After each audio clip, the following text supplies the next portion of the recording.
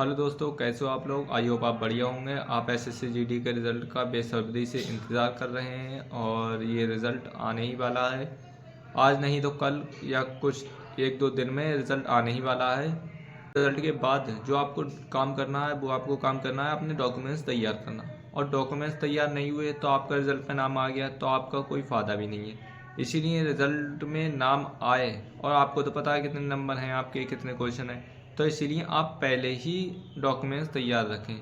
समय पहले तो आपको एडमिट कार्ड, जो एडमिट का आएगा डीवीपीएसटी के लिए, वो आपका एडमिट कार्ड की 2 फोटो कापी ले जाना है। डॉक्यूमेंट में 2 फोटो कापी आपको एडमिट कार्ड के लिए लेके जाना है और आधार कार्ड लेके जाना है। ठीक, आधार कार्ड में जैसे आप आधार कार्ड है, आपका पैन कार्ड है या ड्राइविंग लाइसेंस है या पहचान पत्र है, इन चारों में से कोई भी एक ले जाओ जिसमें आपकी डिटेल्स सारी, डेट ऑफ बर्थ, फ़ोटो, जो फ़ोटो साफ हो और डेट ऑफ बर्थ सेम हो और नाम में भी कोई मिस्टेक नहीं हो। और नंबर 2 पे फिर आपका मूल लिबास है। मूल लिबास और अगर अलग स्टेटों में अलग नाम से कहते हैं जानते हैं। इस मूल निवास का मतलब ये होता है कि आप जिस राज्य में रहते हैं उस राज्य का निवास प्रमाण पत्र, तो ये बनवाना बहुत ज़रूरी है। क्योंकि मूल निवास इसके एसएससी जीडी की जो कट ऑफ लगती है वो स्टेट वाइज लगती है। और बहुत से लोग ऐसे होते हैं कि नॉर्थ ईस्ट जो राज्य हैं, नागालैंड है और मिजोरम, मणिपुर, इन स्टेटों से वो भर देते हैं फॉर्म। सोचते हैं कि इन स्टेटों की कम कट ऑफ जाती है तो हम इसी में जाके सिलेक्ट हो जाएंगे, पर ये ऐसा नहीं होता है। क्योंकि वहाँ पर जब आपका निवास प्रमाण पत्र मांगेंगे तो आपने बनवा भी लिया उस वहाँ से पैसे दे लेके, तो अभी वो वहाँ की जो भाषा, लोकल लैंग्वेज होती है, वो उसमें बात करते हैं। ये नहीं कि एक दो बात, वो काफ़ी बात करते हैं और अच्छे से बात करने के बाद उन्हें भी पता चल जाता है कि इस राज्य का ये है या नहीं है।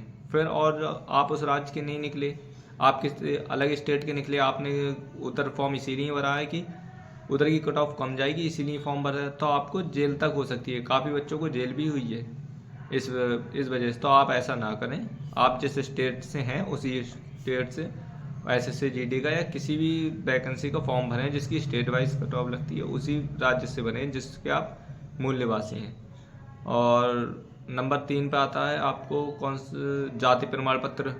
जाति प्रमाण पत्र जैसे जनरल वालों को तो जाति प्रमाण पत्र चाहिए नहीं होता है। जनरल वालों को जो जिनका ईडब्ल्यूएस है वो ईडब्ल्यूएस अपना तैयार रखें, और जाति प्रमाण पत्र, और जैसे ओबीसी, एससी, एसटी, ये अपने जाति प्रमाण पत्र तैयार रखें। और इन सबको जो डॉक्यूमेंट सेल्फ अटैचमेंट कराना है और इन पर खुद ही आपको साइन करने हैं। ये नहीं कि आप जहाँ पर कोई नंबर हैं, जैसे मार्कशीट की फ़ोटोकॉपी कराई तो उस पर नंबरों पे जहाँ पर नीचे जगह छोड़ी होती है वहाँ पर आपको फ़ोटोकॉपी की, वहाँ पर आपको खुद ही सिग्नेचर करना है। और इनकी 2-2 फ़ोटोकॉपी करना है आपको। एक फ़ोटोकॉपी अपने पास भी रखना है और एक वहाँ जमा भी करना है, क्योंकि कोई दिक्कत होती है तो आपको ठीक हो, बाद में फिर सॉल्व हो जाए। और आपको 4 पासपोर्ट साइज फ़ोटो ले जाना है। पैसे की ज़रूरत तो नहीं पड़ती है वहाँ पर ले जाना जब भी 4 पासपोर्ट साइज फ़ोटो। और अपने बाएं हाथ का जो अंगूठा है उसे आप बहुत क्लियर रखना। जो बाएं हाथ का अंगूठा है, इसके फिंगर आपके अच्छे होना चाहिए, क्योंकि सबसे ज़्यादा तो वहाँ पर बाएं हाथ के अंगूठे का ही काम होता है। क्योंकि जो वहाँ पर जो बायोमेट्रिक होता है वो बाएं हाथ के अंगूठे से ही होता है, क्योंकि वहाँ पर बाएं हाथ का अंगूठा ज़्यादा ही यूज़ करना पड़ता है।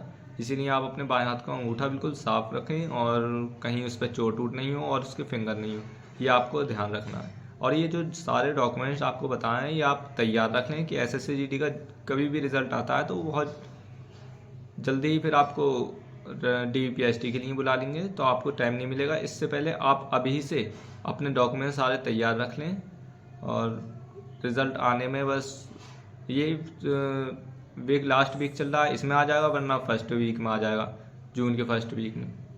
और आप सब सारे डॉक्यूमेंट्स तैयार रख लें। और यहाँ तक वीडियो देखने के लिए थैंक यू। Okay, bye.